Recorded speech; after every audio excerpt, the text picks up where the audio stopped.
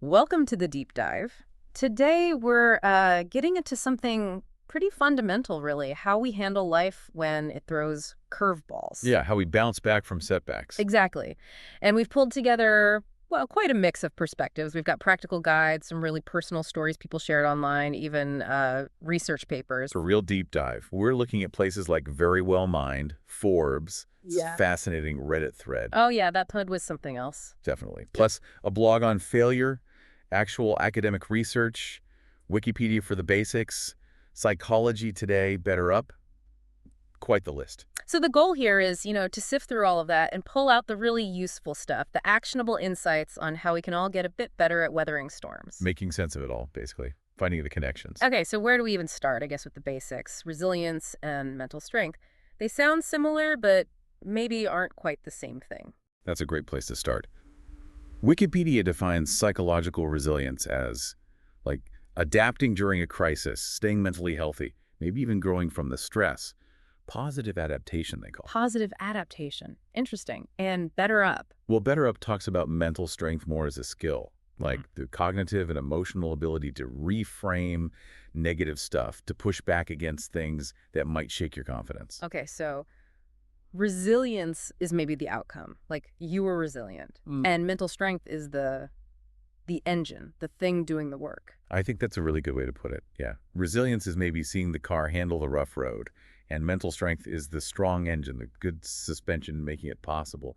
And the key thing from BetterUp is that mental strength is something you can build. It's a skill. Right, not just something you either have or don't have, you work on it. Okay, that connects to another big theme that popped up everywhere. How we see ourselves, our self-esteem. Oh, absolutely. Very well. Mind really flags this. They say self-esteem is crucial for coping and recovering. And they suggest actively, reminding yourself of your strengths, what you've actually accomplished. And Forbes kind of echoes that, right? Remembering why you started something tough, acknowledging progress. Exactly. It fuels that self-belief. And even Wikipedia lists good self-esteem as a trait linked to resilience.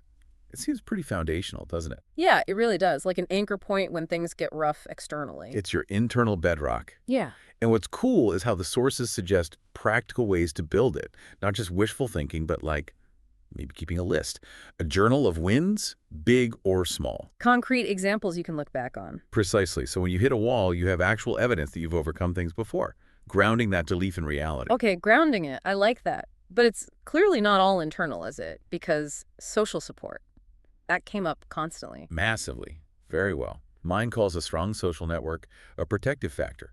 People you can talk to, get support from, brainstorm with. And Forbes says, find people with similar drive for encouragement. Accountability, too. Yeah, and that Reddit thread, just packed with stories of friends, family being absolutely essential. It really was. People stepping up. And we even have that research paper confirming the link, social support and youth resilience. It's solid. Wikipedia mentions it too, right? Family, friends, community as external factors. It talked about trust, obligation. And those military studies are really striking. Unit cohesion boosting resilience in combat. Left PTSD for veterans with more support. That's powerful evidence. Wow, yeah. It's not just nice to have, it's fundamental. Fundamentally human. We need those connections. And BetterUp loops it back to mental strength, keeping connections strong, celebrating wins together, leaning on people. It's all part of it. So inner belief and a strong network. Kind of a 1-2 punch. Definitely seems that way. Okay, so shifting gears a bit. What about actually doing something when things are tough? Planning, setting goals. Forbes really emphasized this. Yeah, they did. Writing goals down makes them feel more real, helps when you're lost. And having a plan, sticking to it, that keeps you moving, lets you see progress. And the Reddit stories back that up too, didn't they? People talking about taking specific steps, making plans to get out of a rut. Lots of that. Concrete actions. And Wikipedia also lists planning skills, making realistic plans as part of resilience. So how does that help? Having a plan when everything feels chaotic.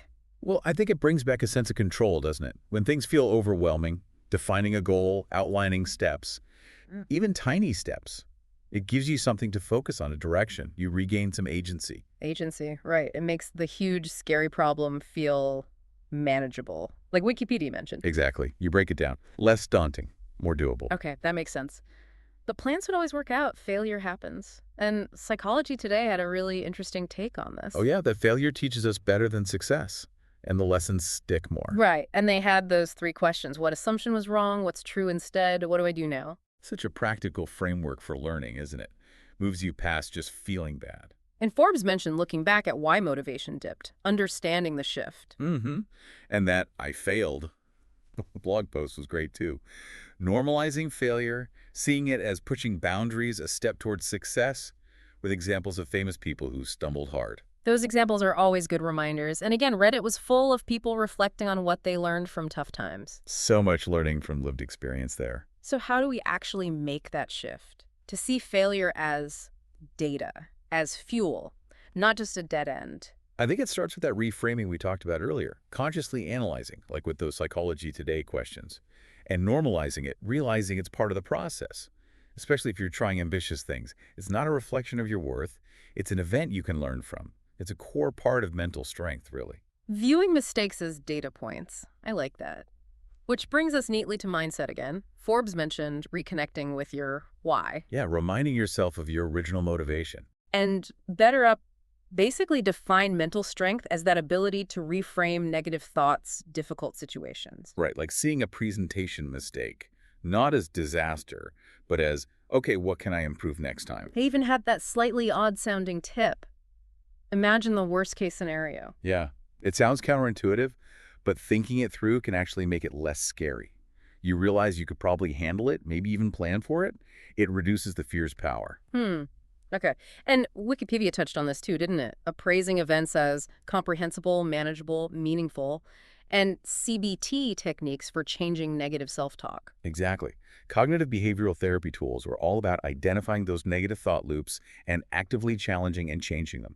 It's a skill you practice, becoming aware of that internal voice and rewriting the script. Rewriting the script. Okay. Now, something else that really jumped out, especially from the Reddit stories, was this idea of taking ownership. Yes. People saying a turning point was when they stopped feeling like just a victim of circumstance and took responsibility for their part, for their path forward. Why is that shift so important from victim to agent?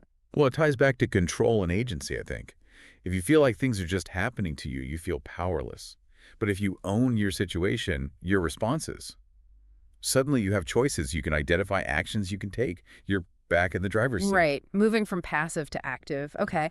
And on the active front, some really almost small-scale practical things came up on Reddit, too. Like the video game analogy, setbacks are boss fights leading to power-ups. Yeah, I loved that one. And the person who talked about just taking one tiny step at a time, building habits slowly. That's so crucial. Big changes can feel overwhelming. Small steps build momentum. Each tiny win builds confidence. Yeah. It makes the big goal feel less impossible. Less daunting, like we said about planning. Exactly. Yeah. And that video game idea reframes difficulty as a challenge that leads to growth, which is, well, pretty cool. Definitely. Okay, and one last piece, maybe seems obvious, but it was mentioned a lot. Physical health. Oh, absolutely. Getting sober, eating well, exercise.